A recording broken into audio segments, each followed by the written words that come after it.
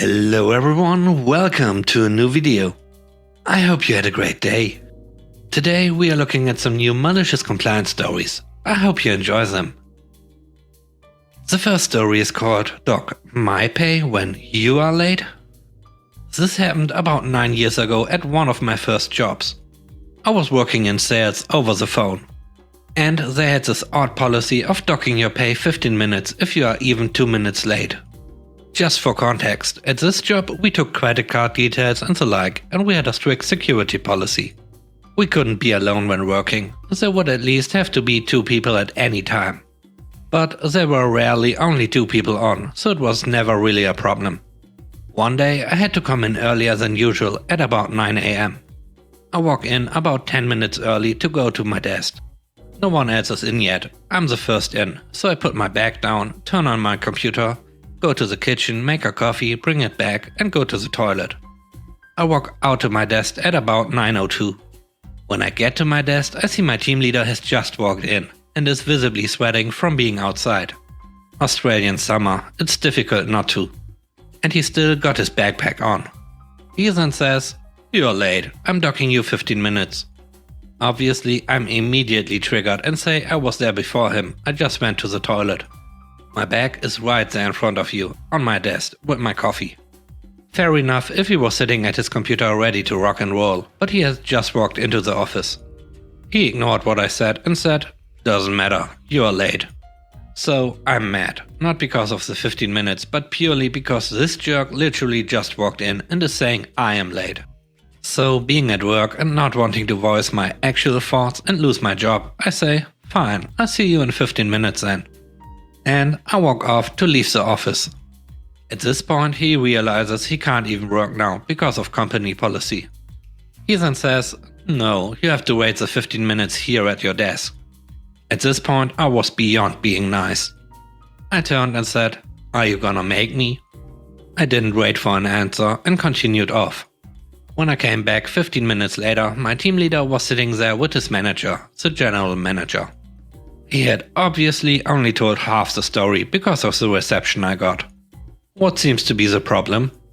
Your team lead said you threatened him. I then explained to him how I was there before him and he was docking my pay for being late when he was the one that was late. I've already came in earlier than usual and now I'm getting docked my pay when I did nothing wrong by the person that did. I pointed out that I had set myself up to work already, coffee made too, and insisted they check the security camera footage if he didn't believe me. This drew a look from the general manager to my team leader. They checked the security cameras, my story checked out, and the general manager said I would get paid the 15 minutes anyway, as I did nothing wrong. And even though I walked off, it shouldn't have happened. The team lead got the sack about 2 months later for other reasons, not sure exactly why, I didn't really care to listen to him afterward. The next story is called You Want to Micromanage? When I first graduated from university, I got a job at an agency doing client work.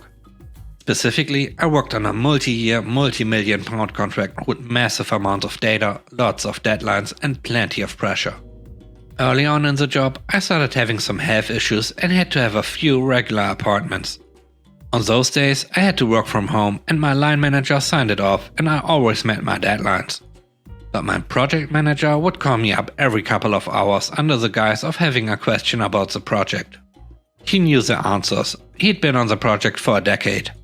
Eventually he expressed concerns about my productivity and timekeeping, basically because he lacked the object permanence to believe I was working if he couldn't see me. He went on sabbatical in the end, but warned his temporary replacement that I was troublesome and not to be relied on. She called a meeting early on and said I would have to be closely supervised and she wanted detailed updates about my time management and workload every day. This went on for a while and she continually accused me of forgetting things that I had actually done and holding me to higher standards than everyone else. I just did what any reasonable person would do and made sure she was filled in on progress towards deadlines, not too much detail, just keeping her up to date. This wasn't enough for her. One day she called me in and told me, "If you would just communicate, then I might be able to trust you." So I decided to communicate the heck out of everything I did.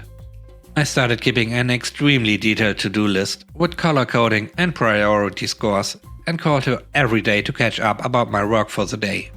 Every time I started a new task, I would let her know I was about to do XYZ, and then I would email her again when it was done.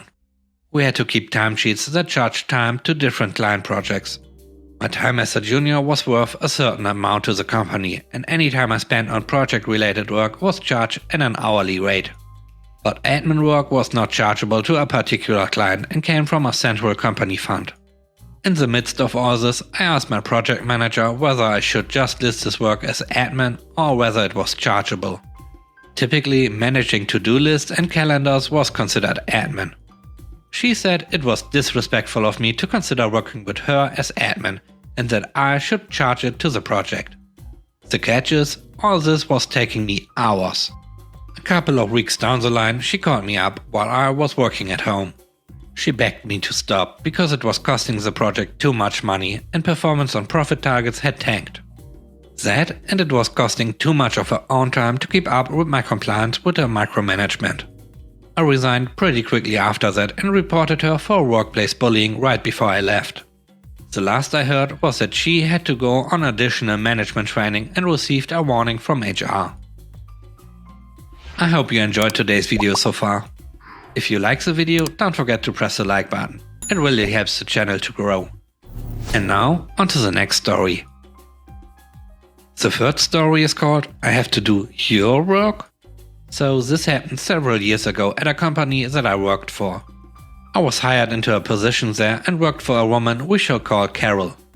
She was the worst manager I'd ever worked for.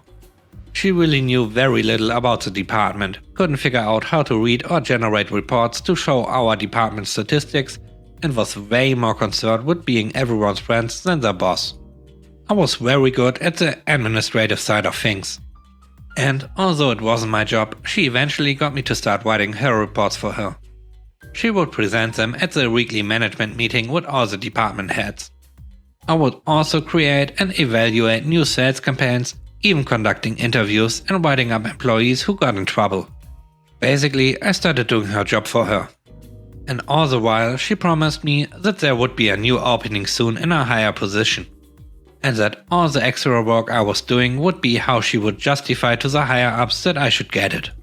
Well, naturally, my own duties occasionally got pushed aside in favor of the super urgent thing she had me do for her. One day, her boss's boss was doing a walkthrough of our department and called me out for some poor productivity on my accounts. Instead of explaining to him that I actually had permission to scale back on my daily accounts in favor of my new responsibilities, she proceeded to ream me out in front of everyone and promised him that it would be handled. I realized then that everything she told me was a lie. I stopped doing her work for her and focused on my own and went back to being the highest producer in the department, which I had been before my new duties. She got upset and tried to write me up for disobedience when I told her I wouldn't come in early and do extra work for her again. That was the last straw for me. I sent her an email with my 2 weeks notice and CC'd my personal email account so I'd have a copy of it. She replied, "Received." She sat there all morning, huffing and puffing, and eventually pulled me into the side room and told me to hand in my keys and leave right then. That she wasn't going to pay me for 2 more weeks when I wouldn't do what she said. No problem. I maliciously complied, because what she didn't realize was that when an employee gives a 2 weeks notice and you fill the position or ask them to leave before the time is up, you still have to pay them out. So I got basically 2 free weeks of pay that I didn't have to work for.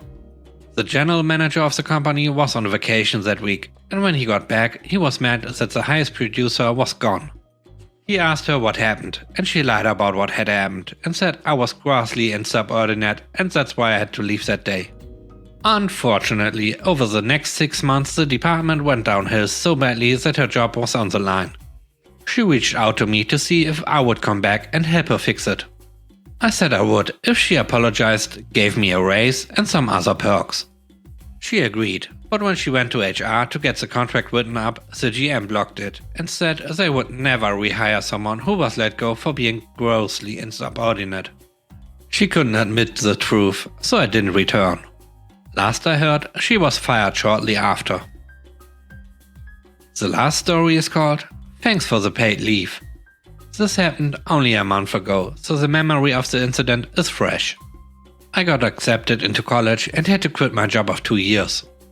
I put up my resignation papers and had 2 months of notice period left. I had informed my manager and team, but didn't account for Mr. S, who was technically on my team but worked from the client offices overseas. So I don't get to see him ever. Background on Mr. S. He was hired as a mediator between the client and us. But he had years of technical experience, so he often helped us out with the technical work, but was always a snob about it. He made sure to CC every possible manager in every mail to show that he was doing a lot more than his role was required to do. Everyone hated how commanding and rude he was. Most meetings with him were just the entire team listening to him moan for 20 minutes. He had no boundaries and would call up at odd hours of the night just to prove his point. He would promise clients certain results with unreasonable timelines without consulting the team, leading to late delivery and terrible client ratings. Since I had 2 months left at work, I wasn't quick to give up responsibilities and transfer knowledge to my colleagues. I handled an important client-facing task, and I've been doing it for the 2 years I've worked there. I never taught it to anyone else because it was a relatively easy task and it hasn't been screwed up in 2 years. We get info from the client that my task was undergoing major upgrades and needed to be done extra carefully and on priority for the next week. I know the drill and get to work as usual. Mr. S calls me up on Skype to re-emphasize the importance of the task this week. I just reply to him that I've been following all protocols every week and will continue the same as usual, being careful of the upgrades. He considers my answer as unprofessional and inconsiderate and proceeds to tell me how I'm not that important to the team and my job was easily replaceable. He then cut the call and proceeded to reassign all my tasks for the next 2 months to someone else, while also formally emailing everybody that no new tasks were to be assigned to me. There I sat, maliciously complying, watching my teammates struggle to run my task, unable to help. I sat around doing nothing for the last 2 months of my job. Luckily, I was working from home, so that meant 2 months of paid leave. Thanks for watching the video. I hope you enjoyed it. If you did, please consider subscribing to the channel for more content. Let me know what you think about the stories in the comment section below. Have a great day. Bye bye.